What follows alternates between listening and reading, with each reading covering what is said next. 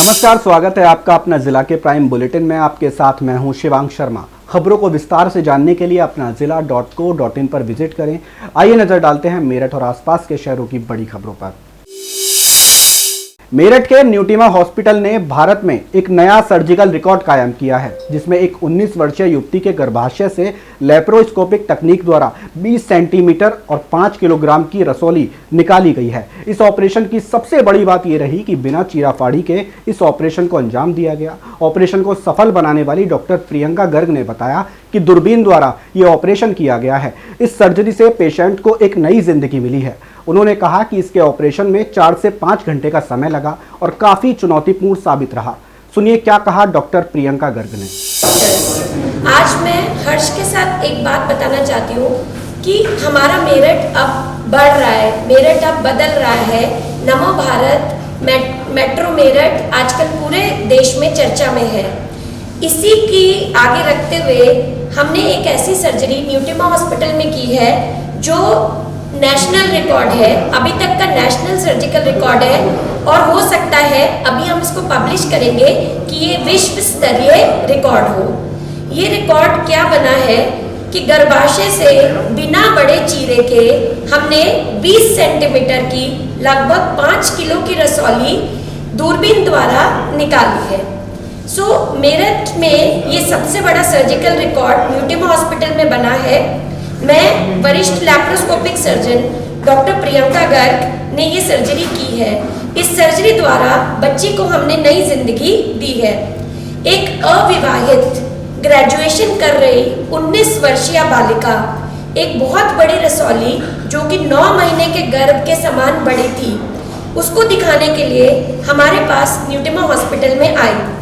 इतनी बड़ी रसौली को लैप्रोस्कोपी द्वारा बिना बड़े चीरे के, बिना मॉर्सिलेशन के, न्यूनतम इन्वेसिव सर्जरी से निकालकर एक विश्व स्तरीय रिकॉर्ड बनाया गया है। मेरठ के सुप्रसिद्ध न्यूटिमा हॉस्पिटल में ये सर्जरी की गई। लड़की की माता ने हमें बताया कि 2 वर्ष पूर्व हुए अल्ट्रासाउंड में ये रसौली नहीं आई थी, लेकिन अब जब उन्होंने देखा कि उनकी बच्ची का पेट बढ़ता जा रहा है, उनको लगा कि कुछ गड़बड़ है, तो उन्होंने दिसंबर में MRI कराया। MRI में एक, जिसकी रिपोर्ट हमारे सामने है, एक 20 सेंटीमीटर बाय 15 सेंटीमीटर का बड़ा फाइब्रॉइड आया जो कि पूरे पेट में हर जगह पर फैला हुआ था। उन्होंने ये बोला, there is a large well defined fibroid of 148 into 192 millimeter into 77 millimeter involving the posterior wall of the body of the uterus, bulging from the surface and with high intensity signals and extensions and involvements causing mass effect over all the major organs of the abdomen। एक unmarried लड़की 19 साल की, जिसकी 2 साल में इतनी बड़ी रसौली हो गई, जिसको एंडोस्कोपिक विधि से, लैप्रोस्कोपिक विधि से निकाला गया, ये बहुत बड़ी उपलब्धि है। ये एंडोस्कोपिक डिसीजन तभी लिया जाता है जब हम प्रॉपर सिलेक्शन पेशेंट का करते हैं, एक एक्सपर्टाइज होती है जो कर सकती है ये ऑपरेशन, जब सुविधाएं होती हैं बेहोशी की, ऑपरेशन थिएटर की, तभी ये चीज़ें हम मन में सोच सकते हैं। और ये रसौली जो इतनी बड़ी थी, नीचे से निकाली गई है टुकड़े टुकड़े करके, और क्योंकि इसमें मॉर्सिलेटर का यूज़ नहीं किया गया, वैसे लोग जो करते हैं इससे छोटी रसौलियाँ जो निकाली है वो मॉर्सिलेटर द्वारा निकाली जाती हैं, जो मतलब एनर्जी सोर्स से टुकड़े कर दिए जाते हैं। वो मेथड भी होता है, लेकिन उससे इसलिए नहीं निकाली गई क्योंकि अगर वो स्प्रेड हो जाए, अगर वो कैंसर है तो फिर स्प्रेड हो सकता है। हालांकि हमारे मरीज़ की ये बायोप्सी भी हुई निकालने के बाद, ये कैंसर नहीं है, ये प्रूव्ड है। और हम लोगों ने नीचे की विधि से टुकड़े टुकड़े करके इतनी बड़ी रसौली निकाली, जो कि जिसमें रक्तस्राव कम था, जिसमें दर्द कम था, जिसकी वजह से मरीज़ जल्दी घर चली गई, और ये सब सुविधाएं मरीज़ को मिली क्योंकि एंडोस्कोपी से ये अलग करी गई बच्चेदानी से, और अलग करने के बाद नीचे की विधि से निकाली गई। रंगों का त्योहार होली अब बस 2 ही दिन दूर है और मेरठ के बाजार पूरी तरह से रंगीन आभा में सराबोर हो चुके हैं। इस बार बाजार में केवल पारंपरिक गुलाल ही नहीं बल्कि सब्जियों और फलों के फ्लेवर वाला विशेष हर्बल गुलाल ग्राहकों के लिए आकर्षण का केंद्र बना हुआ है। बाजार में इस बार स्वास्थ्य और त्वचा की सुरक्षा को प्राथमिकता दी जा रही है। आकर्षक गिफ्ट पैक्स में उपलब्ध ये गुलाल प्राकृतिक तत्वों से तैयार किया गया है। गुलाल को सब्जियों के फ्लेवर में तैयार किया गया है, जैसे पालक, गाजर, चुकंदर और टमाटर आधारित रंग। फलों और अन्य स्वाद में भी रंग बाजार में उपलब्ध है, जैसे सेब, तरबूज, स्ट्रॉबेरी, अंगूर, संतरा और यहाँ तक कि वेनिला, चॉकलेट और पान फ्लेवर के गुलाल भी लोगों को खूब लुभा रहे हैं। चंदन का सुगंधित गुलाल भी प्रीमियम श्रेणी में उपलब्ध है। इस बार होली पे देख रहे हैं आप, इतना मतलब जोरों शोरों से तैयारियां चली रही हैं और हम भी यहाँ पर शॉपिंग करने के लिए आए हैं। हमने काफ़ी सामान खरीद लिया है और तैयार जोरों शोरों से हैं के लिए। तो काफ़ी टाइम पहले से ही हम करने लग जाते हैं तैयारियां, और मट्टी और गुंजिया, काफ़ी सारी चीज़ें मिठाई में होती हैं, काफ़ी सारी चीज़ें नमकीन में होती हैं और हम लोग तो गृहिणी हैं, अपना पहले से ही तैयारियाँ करने लग जाती हैं। यहाँ पे काफ़ी मेला टाइप लग रहा है होली का। अच्छी अच्छी दुकानें और बढ़िया कलर हैं यहाँ के। बढ़िया, पहले से बहुत बड़ी होली मनेगी इस बार, क्योंकि देखो सबको ठीक है, होली बढ़िया मनेगी, ऐसी बात नहीं है। पक्के कलर नहीं लेते हम, पक्के कलर मैंने यूज़ करने बहुत पहले से बंद कर दिए हैं। पक्के कलर यूज़ नहीं होते हमारे यहाँ, सिर्फ गुलाल से होली खेलते हैं ताकि स्किन को कोई नुकसान ना पहुँचे। देखो सर, खाना पीना देखो जैसा हिंदू परिवारों में चलता है, खाना पीना तो बढ़िया चलता ही है, लेकिन हम ध्यान रखें कि कोई भी गलत चीज़ ना लगे उनके चेहरे पे, और ध्यान से रंग लगाया जाए, आंखों में ना जाए, मुंह में ना जाए, ऐसा कुछ ना हो। बहुत अच्छा हर्बल गुलाल है मेरे पास, खुशबूदार सारे और अच्छी रौनक है, बहुत बढ़िया काम है। नहीं, कोई नुकसान नहीं होगा। ये सारे हर्बल गुलाल आए हैं, सारे बना रहे हैं, बहुत बढ़िया रहेगा, बहुत अच्छा। मेरठ के नौचंदी थाने में तैनात एक महिला पुलिसकर्मी ने विभाग के ही कुछ अधिकारियों कर्मचारियों पर गंभीर आरोप लगाए हैं। महिला पुलिसकर्मी का आरोप है कि उसके साथ हुए कथित उत्पीड़न और अन्याय की शिकायत के बावजूद उसे न्याय नहीं मिल पा रहा है। पीड़ित महिला कर्मी का कहना है कि उसने उच्च अधिकारियों को लिखित शिकायत दी, लेकिन अब तक कोई ठोस कार्रवाई नहीं की गई है। उल्टा उसे मानसिक दबाव का सामना करना पड़ रहा है। महिला पुलिसकर्मी ने निष्पक्ष जांच की मांग करते हुए मामले की उच्च स्तरीय जांच करने की अपील की है। सूत्रों के अनुसार प्रकरण की जानकारी विभागीय अधिकारियों तक पहुंच चुकी है। वहीं संबंधित अधिकारियों का कहना है कि मामले की जांच की जा रही है और दोषी पाए जाने पर आवश्यक विधिक कार्रवाई की जाएगी।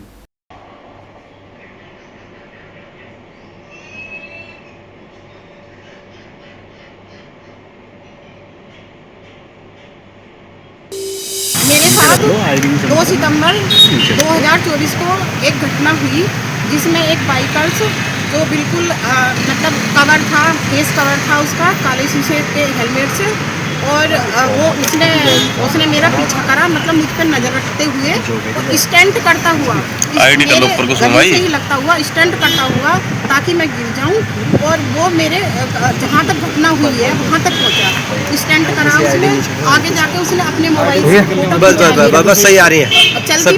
चलती स्कूटी पे मैं थी और चलती बाइक पे वो, उसने आगे आके फोटो खींचा मेरा। मैंने उसे टोका, मैंने कहा भाई रुक, 1 मिनट, तूने मेरा फोटो खींचा है। उसने और तेज कर ली बाइक। आगे जाके सूरज कुंड पे तिराहे पे जाम लगा हुआ था, तो मैंने उसे वहाँ रोक लिया क्योंकि वहाँ दबाव पड़ गया। मैंने कहा उसका फ़ोन नंबर, उसका मोबाइल ले लिया। मैंने कहा भाई तुम इसमें मेरा फोटो खींचा, कुछ दिनों से बाइकर से मुझे परेशान कर रहे हैं। मैं जैसे भी ड्यूटी जाती हूँ, नाइट ड्यूटी हो या सुनसान जगह हो, तो ये टक्कर मार के और गाली भी देते हैं बुद्धि। उसके बाद मैंने उसे रोका, उसका मोबाइल लिया, गैलरी खुलवाई, उसमें मेरे फ़ोटो थे। मैं कभी तो गली में से निकलते फ़ोटो थे, कभी सड़क पे ड्यूटी करते फ़ोटो थे। मैं उसे थाने ले गई, थाने जाके तहरीर दी। तहरीर पे कुछ नहीं हुआ। मैंने कहा ऐसे तो साहब से कि इसमें कार्रवाई करो। उन्होंने कहा तुम्हारा बहन है, ये फ़ोटो ये कंपनी के होर्डिंग के फ़ोटो खींचता है, 24 ये होर्डिंग के फ़ोटो खींचता है। मैंने कहा कोई बात नहीं, होर्डिंग के फ़ोटो खींचता है, आप फुटेज है जो घटना गढ़ रोड की है कि आप फुटेज निकलवा दो। मैंने अपने प्रयास से फुटेज निकलवाई, पुलिस ने साफ मना किया मिलेगी। उसके बाद मैं फुटेज लेके एसएसपी साहब के सामने पेश हुई, कार्रवाई नहीं हुई। सीओ सिविल लाइन साहब के पेश हुई, सीओ सिविल लाइन साहब के पेश हुई। उन्होंने मतलब आरोपी को उसी दिन से संरक्षण दिया है। सीओ सिविल लाइन जो है हमारे, उन्होंने उसी दिन से आरोपी को संरक्षण देते आ रहे हैं। मेरा 1 साल में बड़ी मुश्किल से श्रीमान पुलिस अधीक्षक महोदय एसपी सिटी साहब हमारे जो हैं, उन्होंने मेरी एप्लीकेशन पर मुकदमे का आदेश किया और आदेश भी SHO साहब ने रख लिया अपने पास। 7 दिन बाद इसमें मेरे बड़े बहुत मुश्किल से कहने पे मुकदमा लिखा गया। मुकदमा के बाद वो मुझे तंग करने लगे, प्रतिवादी की ज़बरदस्ती ले जाने लगे। एक दिन फिर मैंने DIG साहब के सामने पेश हुई कि सर मेरा वहाँ से ट्रांसफ़र कर दो, मैं नौचंदी थाने में नहीं रहना चाहती। उन्होंने मुझे, साहब ने मेरा ट्रांसफ़र करवा दिया, मैं पुलिस लाइन में आ गई। अब उसमें अब जो मेन चीज़ ये है कि 1 दिसंबर को चार्जशीट लगा दी विवेचक साहब ने उसमें, और चार्जशीट कोर्ट में दाखिल नहीं कर रहे, गुमराह कर रहे। मैंने इतनी तैयारी भी कर ली, सर कोर्ट में दाखिल कर दो चार्जशीट कोर्ट में। कभी तो पैरोकार पे बता देते हैं कि चार्जशीट पैरोकार पे है, कभी कह देते हैं CO साहब के यहाँ है, कभी कुछ है। अब 75 दिन बाद उन्होंने ये कहा मुझसे कि अभियोजन में जाएगी अभिमत के लिए, तो वो अभियोजन में गई 75 दिन बाद, लगभग 2.5 महीने बाद। तो जो भी अभियोजन से अभिमत निकल के लग के आया, उस पर आपत्ति लगी कि महिला के, जो मैं पीड़िता हूँ, इसके 183 के बयान होने थे, मतलब जो पहले 164 के वो विवेचक साहब की गलती, मेरी गलती नहीं। अब ये है कि मुझे एक कॉल आया, कल मैं कप्तान साहब के सामने पेश हुई कि सर मेरी चार्जशीट कोर्ट में दाखिल की जाए। मुझे ये कहा गया कि तुम्हारा जो है कोर्ट में ट्रायल नहीं चलने देने के। प्रदेश के मुख्य निर्वाचन अधिकारी नवदीप रेणवा शनिवार को मेरठ पहुंचे। इस दौरान उन्होंने विकास भवन सभागार में पुलिस और प्रशासनिक अधिकारियों संग बैठक कर SIR अभियान की प्रगति की समीक्षा और नोटिसों की सुनवाई की प्रक्रिया के बारे में जानकारी ली। उन्होंने राजनीतिक दलों के पदाधिकारियों से वार्ता कर अभियान के संबंध में जानकारी लेते हुए BLO को सम्मानित भी किया और उन्होंने नोटिसों की सुनवाई करने वाले सभी विधानसभा क्षेत्रों के सुनवाई केंद्रों पर व्यवस्थाओं को दुरुस्त कराने के निर्देश दिए। उन्होंने कहा कि यहां सुनवाई करने वाले सहायक निर्वाचन रजिस्ट्रीकरण अधिकारियों और सुनवाई के लिए आने वाले मतदाताओं के बैठने और अन्य सुविधाओं की व्यवस्था की जाए। मुख्य निर्वाचन अधिकारी नवदीप रेणवा ने बैठक में SIR अभियान के संबंध में शिकायतें और सुझाव सुनी। इसके बाद जिला निर्वाचन अधिकारी समेत सभी विधानसभा क्षेत्रों के AERO के साथ समीक्षा बैठक की। BLO और BLO सुपरवाइजरों के साथ वार्ता करके उनकी समस्याओं की जानकारी ली। अच्छा काम करने वाले कर्मियों को सम्मानित भी किया गया। मेरठ के रोहटा थाना क्षेत्र के ग्राम बाडम में हुई अमित त्यागी की मौत के बाद घटना का सफल अनावरण करते हुए पुलिस ने 4 अभियुक्तों को गिरफ्तार किया है। ये जानकारी शनिवार को SP देहात अभिजीत कुमार ने पुलिस लाइन स्थित सभागार में प्रेस वार्ता के दौरान दी। उन्होंने बताया कि 25 फरवरी को रोहटा स्थित ग्राम बाडम के रहने वाले सुमित त्यागी के पिता निरंकार त्यागी ने पुलिस को सूचना दी थी कि अज्ञात हमलावरों ने उनके बेटे अमित त्यागी की हत्या कर शव को बम्बे में फेंक दिया है। उन्होंने कहा कि इस मामले में जब ग्राम बाडम के रहने वाले अभियुक्त प्रदीप शर्मा और राहुल शर्मा से सख्ती से पूछताछ की गई तो उन्होंने बताया कि मृतक अमित त्यागी और प्रदीप शर्मा ने पहले मिलकर शराब पी और उसके बाद दोनों गन्ने से भरी ट्रैक्टर ट्रॉली पर बैठकर जाने लगे, लेकिन इस दौरान नशा अधिक होने के कारण गन्ने से भरी ट्रॉली अनियंत्रित होकर पलट गई और इस दौरान अमित त्यागी ट्रॉली के नीचे दब गया और मौके पर ही उसकी मौत हो गई। सुनिए क्या कहा प्रेस वार्ता के दौरान। देखिए, दिनांक 25 फरवरी 2026 को एक शव बाडम गांव के पास थाना रोहटा में बरामद किया गया था बम्बे से, जिसमें परिवार द्वारा ये शक जताया गया था कि इसका जो है मर्डर किया गया है और ससंगत धाराओं में इसमें थाना रोहटा पर मुकदमा भी पंजीकृत किया गया था। इसके सफल अनावरण के लिए 4 टीमों का गठन किया गया था CO सरदना के पर्यवेक्षण में, जिसमें आज सफल अनावरण करते हुए हमारे जो हैं 5 अभियुक्त, इनको हिरासत में लिया गया, इनको अरेस्ट किया गया है। इसमें जो मुख्य अभियुक्त है प्रदीप शर्मा और राहुल शर्मा, जो कि दोनों भाई हैं, इनके द्वारा बताया गया है कि 23 फरवरी के दिन के समय जो हमारा मृतक है अमित त्यागी, ये राहुल और जो प्रदीप है, इनके द्वारा शराब का सेवन किया गया था।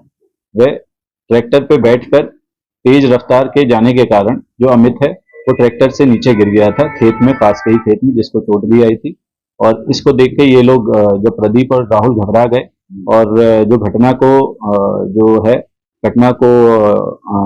वो करने के लिए, छुपाने के लिए इन लोगों द्वारा 3 लेबर का सहायता ली गई। ट्रैक्टर ट्रॉली मंगाई गई, वह बॉडी को ट्रैक्टर ट्रॉली पर लाद कर उसके ऊपर उसको कवर करके पास के ही बम्बे में लगभग 400 मीटर दूर इनने बॉडी को डंप किया।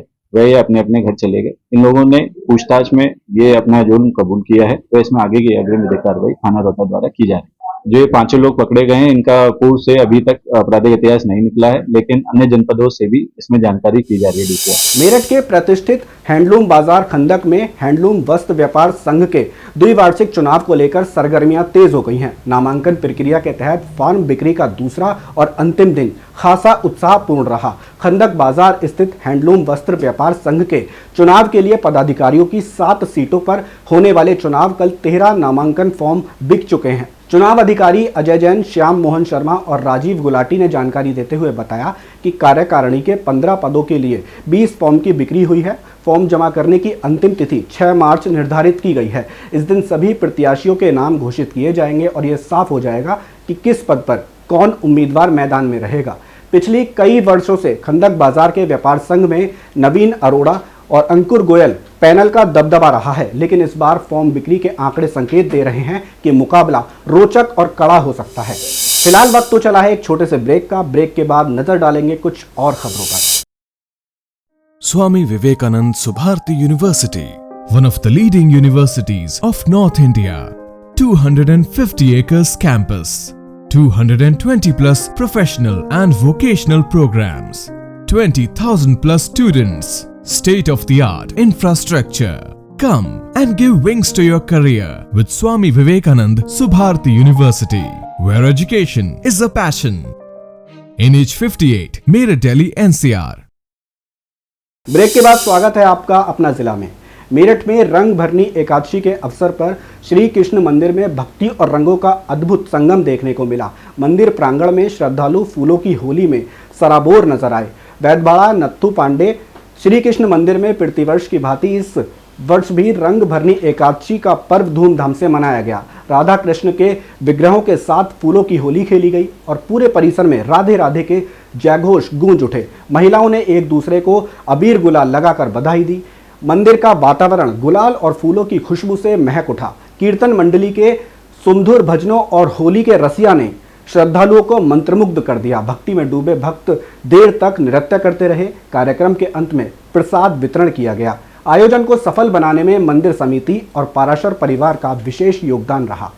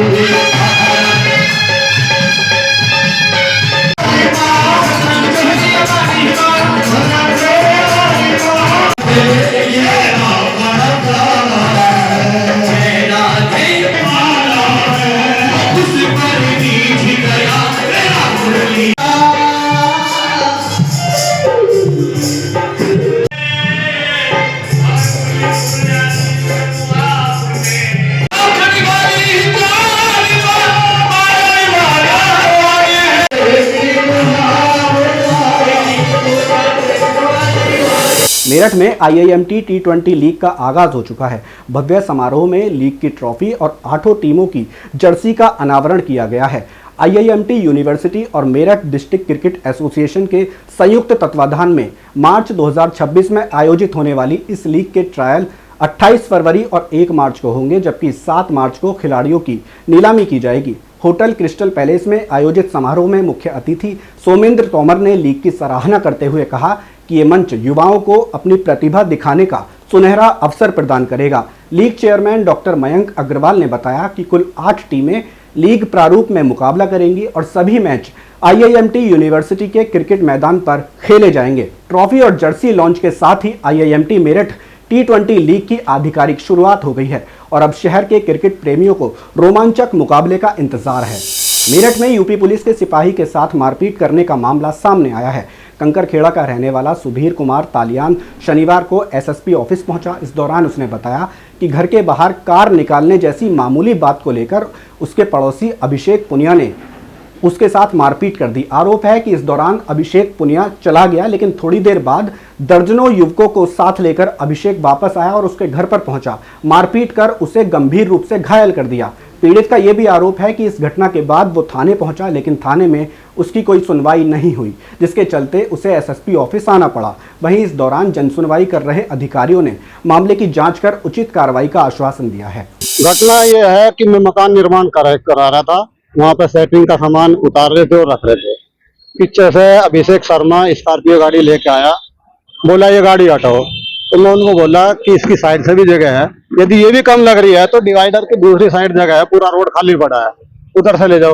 बोला पानी है, मैं पानी में गाड़ी गल नहीं जाएगी, जब काम हो रहा है हर आदमी आएगा, यदि एक मिनट में गाड़ी हटाएंगे तो सामान नहीं होता है। तो वो जो है गाड़ी लेके गाली देता है, धमकी देता है, चला गया। वापसी आया 10-15 मिनट बाद, आते टाइम में रोड के किनारे खड़ा था, मेरे पैर पे जो है गाड़ी चढ़ा के भाग गया। इसकी सूचना देने के लिए मैं पुलिस चौकी जा रहा था, वहीं गेट पे पुलिस चौकी बनी है। रास्ते में 7-8 आदमी लिए खड़ा था, हमारी गाड़ी रुकवाई और मार पिटाई शुरू कर दी। जब हमारा लहूलुहान हो गए, वहां से हम वापसी आ रहे थे तो हमारे ऊपर फायरिंग की। हम वापसी घर पे आए, हमने 112 को कॉल किया, 112 आई, मैं थाने ले गई, थाने पे गई, हमारा मेडिकल हो गया। मेडिकल करा के आए तो हमारे को बताया कि आप जाओ, रात में आपकी FIR होकर आपको व्हाट्सएप कर देंगे। विभाग का होने के नाते मैं भी विश्वास किया। तो जब 10 बजे तक 27 तारीख में 10 बजे तक मेरे पास FIR नहीं आई, मैं फिर गया SHO साहब के पास में कि FIR नहीं आई।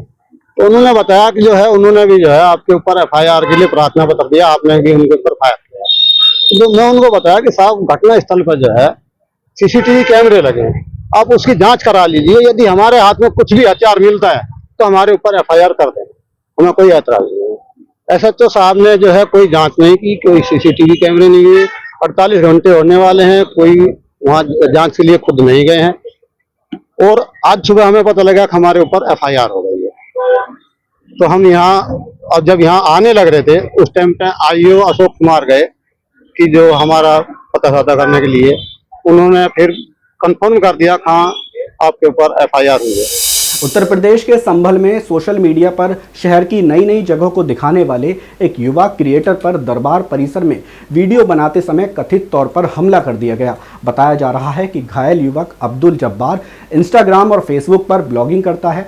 इसी सिलसिले में वो दरबार में अपने ड्रोन और मोबाइल फ़ोन से शूटिंग करने पहुंचा था। अब्दुल जब्बार के अनुसार वहां मौजूद तालिब और उसके भाई ने उसे नमाज पढ़कर धमकी दी और कहा कि यहां वीडियो बनाने के लिए उनसे अनुमति लेनी होगी। उन्होंने कथित तौर पर कहा कि यह दरबार हमारा है, बिना परमिशन वीडियो नहीं बनाई जा सकेगी, वरना जान से मार देंगे।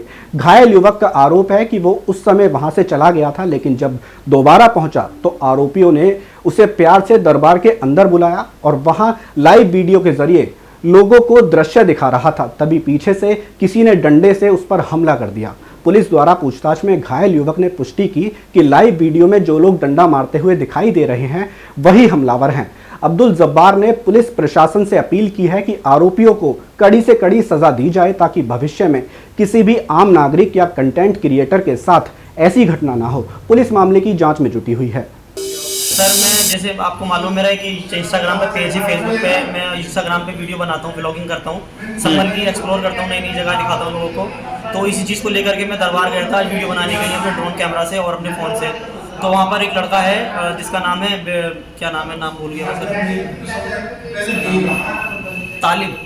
तालिब और उसका भाई, ये 2 भाई थे। वहाँ पर आए, मुझे नमाज पढ़ के धमकी देने लगे, तू यहाँ वीडियो नहीं बनाएगा वरना हम तुझे मार देंगे, जान से मार देंगे, तू यहाँ चला वीडियो नहीं बनाएगा, तू यहाँ पर, ये दरबार हमारा है और अगर तू वीडियो बनाएगा तो हमसे परमिशन लेनी पड़ेगी, और मुझे जान से मारने की धमकी दी। तो सर मैं वहाँ से उस टाइम तो चला गया और दोबारा मैं वहाँ पर गया तो मुझे प्यार से बुलाया अंदर दरबार के अंदर, और मुझ पर अचानक से मैं बात कर रहा था, लाइव चला रहा था, उस टाइम मैं दिखा रहा था सब लोगों को। अचानक से मेरे पीछे किसी ने डंडे से हमला करा सर, और फिर मुझे जान से मारने की कोशिश की सर। मैं वहाँ से भागा, वरना मुझे जान से मार दिया सर। मेरे पीछे मार रहे थे वो। जी बिल्कुल सही, वही लोग हैं साहब, वही लोग हैं सर। मैंने शिकायत की सर, मैं यादनगर पुलिस चौकी गया, वहाँ मैंने तहरीर दी और मेडिकल वगैरह कराया, फिर उसके बाद मुझे यहाँ पर आकर मेरी जाँच करके इलाज किया गया है सर। बस मेरे सर यही रिक्वेस्ट है सर, उनको कड़ी से कड़ी सजा मिला है, जिसे आज के टाइम में हम जैसे ब्लॉगर हो, क्रिएटर हो, ऐसा अगर मान लो अगर इस तरह से हमले होने लगे, हम क्या गलत करते हैं सर? संभल के लिए हम अच्छा कंटेंट बनाते हैं, संभल के लोगों को सपोर्ट करते हैं, अच्छी बातें दिखाते हैं। मेरा कंटेंट आप उठाकर देख सकते हो, मैं कोई भी गलत ऐसा गंदा कोई भी ऐसा कंटेंट नहीं दिखाता हूँ। बस मेरी ये अपील है और प्रशासन से पूरा भरोसा है कि उन लोगों को कड़ी से कड़ी सजा मिलेगी। तो ड्रोन की परमिशन ली गई थी क्या? सर ड्रोन की परमिशन ली थी सर, मैंने वहाँ पर पूछा था लोगों से। सर मेरा पैसे मेरी ड्रोन है, क्योंकि जो 249 ग्राम का जो ड्रोन होता है उसकी परमिशन की जरूरत नहीं पड़ती है। हम इससे भाई ड्रोन लेते हैं तो उसकी परमिशन लेने की जरूरत पड़ती है सर। और मेरा जो है टॉय कैटेगरी में ड्रोन आता है सर, छोटा ड्रोन है मेरा। मेरठ में विश्व जागृति मिशन द्वारा सनातन संस्कृति जागरण महोत्सव के आयोजन की तैयारियां तेज हो गई हैं। कार्यक्रम को लेकर एक महत्वपूर्ण बैठक आयोजित की गई। विश्व जागृति मिशन मेरठ मंडल की ओर से 12 मार्च से 15 मार्च 2026 तक IIMT कॉलेज मैदान साकेत में सनातन संस्कृति जागरण महोत्सव का आयोजन प्रस्तावित है, जिसमें आयोजन को सफल बनाने के लिए रूपरेखा और जन सहभागिता पर विस्तार से चर्चा की गई। मिशन के संस्थापक परम पूज्य सुधांशु जी महाराज के सानिध्य में होने वाले इस महोत्सव का उद्देश्य सनातन धर्म के संरक्षण और आध्यात्मिक चेतना के जागरण को बढ़ावा देना है। बैठक में 108 संस्कार केंद्रों और 10 गुरुकुलों की स्थापना को प्राथमिकता देने का निर्णय भी लिया गया।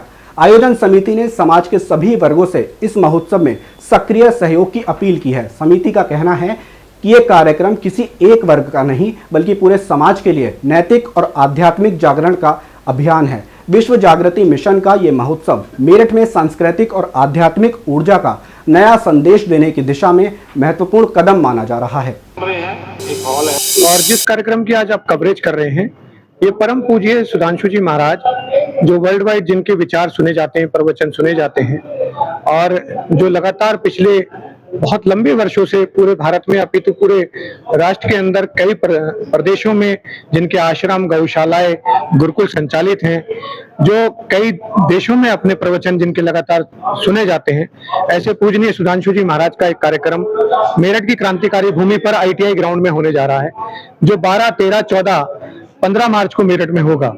इस कार्यक्रम में व्यवस्थाओं के संबंध में आज 28 तारीख को एक बैठक आहूत की गई, जिसमें महिला और पुरुष दोनों बड़ी संख्या में आज इस कार्यक्रम में इस बैठक में उपस्थित हैं। तो मैं आपके माध्यम से आमंत्रित करता हूं पूरे मेरठ की जनता जनार्दन को कि 12, 13, 14, 15 मार्च को ITI ग्राउंड में पूजनीय सुधांशु जी महाराज को सुनने के लिए पहुंचे। ये आपकी ओर से बहुत बहुत स्वागत और अभिनंदन। अपना जिला के प्राइम बुलेटिन में फिलहाल इतना ही। मेरठ और आसपास के शहरों की बड़ी खबरों के लिए अपना जिला से जुड़े रहें और चैनल को सब्सक्राइब करना ना भूलें। खबरों को विस्तार से जानने के लिए हमारी वेबसाइट apnaZilla.co.in पर विजिट करें। फिलहाल हमें दीजिए इजाज़त। नमस्कार।